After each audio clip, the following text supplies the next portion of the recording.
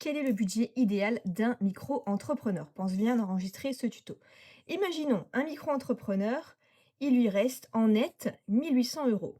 Alors pour savoir quels sont les frais divers, je te laisse regarder les autres vidéos sur ce compte. Donc il lui reste 1 800 euros en net. Idéalement, c'est quoi la répartition? Eh bien, on va voir un petit peu les différentes catégories. Bien sûr, ce n'est qu'à mesure d'indication, chacun fait ce qu'il veut. Donc, au niveau du salaire personnel, imaginons que ce soit quelqu'un qui vit quand même en couple, sans enfant. Donc, il peut attribuer 61% de son salaire à tout ce qui est, par exemple, loyer, tout ce qui est, par exemple, bien sûr, pour se payer lui-même, l'EDF, etc., les courses. Et donc, ça représente 1 100 euros, donc 61%. Maintenant, c'est bien aussi de mettre une épargne de sécurité. Donc cette épargne de sécurité, moi je recommande d'y mettre 14%.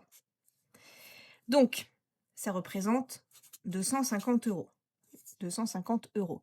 Donc par exemple, ça peut être pour si vous êtes malade, si vous avez des imprévus avec l'URSSAF, pour un mois qui est un peu plus creux, etc., etc. Ensuite, on peut créer une catégorie réserve pro invisible. Donc là, je recommande de mettre 11%. Donc, dans ces 11%, par exemple, en fait, vous prévoyez tout ce qui est remboursement client, on ne sait jamais, tout ce qui est erreur, tout ce qui est frais oubliés. Voilà, personne n'en parle, mais franchement, c'est vital. Donc là, je vous recommande de mettre 200 euros par mois. Ensuite, vous pouvez faire des investissements business. Donc là, je vous recommande 8%. Donc par exemple, ça peut être pour des outils, pour vous former, apprendre des nouvelles formations, pour déléguer certaines choses de votre business. Donc là, je vous recommande de mettre 150 euros. Ensuite, donc bien sûr une petite catégorie plaisir. Donc là, je vous recommande d'y mettre 6%.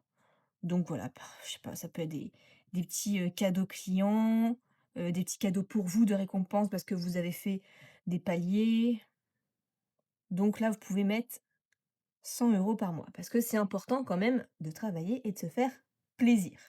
Donc au total, on a bien nos 1 800 euros qui sont nets. Donc au total, on a bien nos 100% et on a bien réparti le budget comme un bon entrepreneur qui prévoit quand même les choses parce que l'entrepreneuriat, c'est surtout être un peu incertain. Donc au moins ici, vous êtes à peu près serein. Donc si vous dites: «C'est bien beau tout ça, mais moi je ne sais pas, je peux pas avoir plein de comptes comme ça avec, ma carte». Si vous voulez, vous passez par Revolut et en fait, vous pouvez avoir votre compte d'épargne personnelle. Donc voilà, vous avez votre compte, basique, de banque, c'est une banque en ligne. Admettons, vous avez 1 000 euros, et bien, en fait, vous pouvez créer des sous-comptes, ce qu'on appelle des pockets. Donc par exemple, ici pour les courses, c'est ce que je fais. Pour les courses, par exemple, je sais pas, 300 euros par mois. Vous pouvez créer une pocket pour du coup votre épargne. Et ces sous-pockets, en fait, c'est des sous-comptes totalement gratuits. Donc c'est beaucoup mieux pour répartir. C'est totalement gratuit cette carte-là. Ça coûte que 7 euros en frais de livraison. Donc franchement, moi je le recommande.